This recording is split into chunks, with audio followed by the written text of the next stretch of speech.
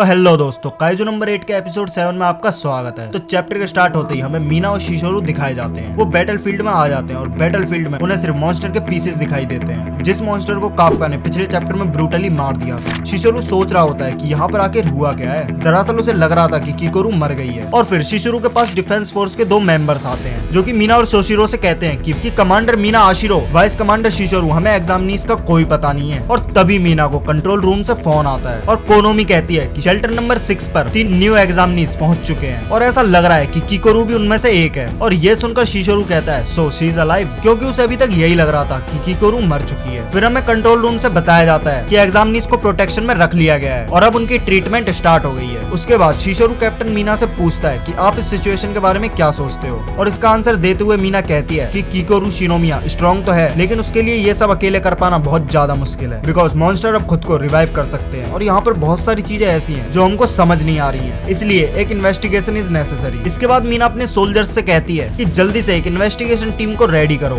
जो कि इन्वेस्टिगेशन करे, और तो और डिस्पोजल टीम को भी ये खबर पहुंचा दो। और शिशोरू और मीना फिर वहां से चले जाते हैं। और शिशोरू सोच रहा होता है कि ये सिचुएशन बहुत ज्यादा सिमिलर है जब 3 महीने पहले सेम डे पर मॉन्स्टर अपीयर हुआ था और हमें मॉन्स्टर की अननोन सब्जुगेशन दिखाई जाती है। ये दोनों इंसिडेंट कनेक्टेड हो सकते हैं। इसके बाद हमें हॉस्पिटल के फर्स्ट एड रूम को दिखाया जाता है, जिसमें इचिगावा काफका से कहता है तुम बहुत लकी हो क्योंकि तुम्हें बहुत कम इंजरीज आई हैं और तुम बहुत जल्दी ठीक हो जाओगे। लेकिन काफका बहुत ज्यादा अनहैप्पी होता है और कहता है कि यार मैं दोबारा हॉस्पिटल में आ गया। रेनो उसको कहता है कि किकोरू अब ठीक है बिकॉज उसको डिफेंस फोर्स की टॉप मेडिकल टीम से ट्रीटमेंट मिल रही है। और ये बात सुनने के बाद काफका बहुत ज्यादा गुस्सा हो जाता है। काफका कहता है कि उसको स्पेशल ट्रीटमेंट क्यों मिल रही है, मुझे भी स्पेशल ट्रीटमेंट चाहिए, आखिर मुझे ऐसा ट्रीट क्यों करा जा रहा है। और रेनो उसे बताता है कि तुम्हारी सिर्फ कुछ बोन्स फ्रैक्चर हुई हैं, लेकिन किकोरू की हालत बहुत ज्यादा खराब थी। और ये सुनने के बाद काफका अपने बेड पर लेट जाता है और कहता है कि बहुत टाइम हो गया है जब से मैंने कुछ स्ट्रॉन्ग मॉन्स्टर्स से फाइट करी है अपने सपनों का पीछा करते हुए। इसका मतलब है कि तुम हर सेकंड हर मिनट पर किसी न किसी से हार सकते हो। काफका रेनो से कहता है कि यहाँ ऐसी बहुत सारी चीजें हैं जिनकी वजह से तुम ये सब भूल जाते हो। बस मुझे इतना याद है कि रेनो तुम ही थे जिसने मुझे दोबारा लड़ने के लिए एनकरेज किया था। रेनो काफका की बातों को सुनकर उसको थैंक्स कहता है, लेकिन उनके कमरे के बाहर मीना उनकी बातों को सुन रही होती है और फिर उनके कमरे में कोई पैर रखता है। रेनो और काफका दोनों उसको देख रहे होते हैं और मीना कहती है एप्रिएंटली तुम ही थे जो इंजर्ड शिनोमिया को ले गए थे। काफका सोच रहा होता है कि ये यहाँ क्या करने आई है, लेकिन रेनो मीना से पूछ लेता है कमांडर आप यहाँ क्या कर रही हो। तब मीना उसको थैंक्स कहती है कि तुम दोनों की वजह से किकोरू की लाइफ बच पाई है। ये देखकर काफका और रीनो हैरान हो जाते हैं, लेकिन मीना ये कहकर वहाँ से चली जाती है। काफका खुद को रोकते हुए कहता है कि अभी नहीं, मैं उससे तब बात करूंगा जब मैं खुद एक डिफेंस फोर्स का मेंबर बन जाऊंगा। लेकिन काफका उसको अभी भी देख ही रहा होता है क्योंकि वो मीना से अपने बचपन के बारे में बात करना चाहता है। एंड देन सीन शिफ्ट होता है और हमें दिखाई जाती है कोकोबुंटी सिटी टोक्यो, जहाँ से आवाज आ रही होती है और रेडियो पर ये सारी बातों को कोई सुन रहा होता है। वो कहता है कि एक्सीडेंट में बहुत सारे लोग इंजर्ड हुए हैं लेकिन एक भी डेथ नहीं हुई। और जिसके पास ये रेडियो था वो कहता है कि यहाँ कोई भी डेथ नहीं हुई और वो बंदा और कोई नहीं बल्कि वही मॉन्स्टर था। और वो सोच रहा होता है कि नहीं, इतना सब कुछ होने के बाद भी कोई नहीं मरा, इतना ज्यादा स्ट्रॉन्ग नहीं है कमांडर। और ये मॉन्स्टर एक टॉयलेट में बैठा होता है और ये कहता है कि कैप्टन इतना ज्यादा स्ट्रॉन्ग तो नहीं है कि वो सबको मरने से बचा सके। तो फिर आखिर ये किसने किया, मुझे इसका जवाब ढूंढना ही होगा। और फिर वो मॉन्स्टर उस कॉल को उठा लेता है और उस कॉल से कोई बोलता है कि तुम कहाँ चले गए थे, ब्रेक टाइम ओवर हो चुका है। ये मॉन्स्टर इंसानों की आवाज में बोलता है ओके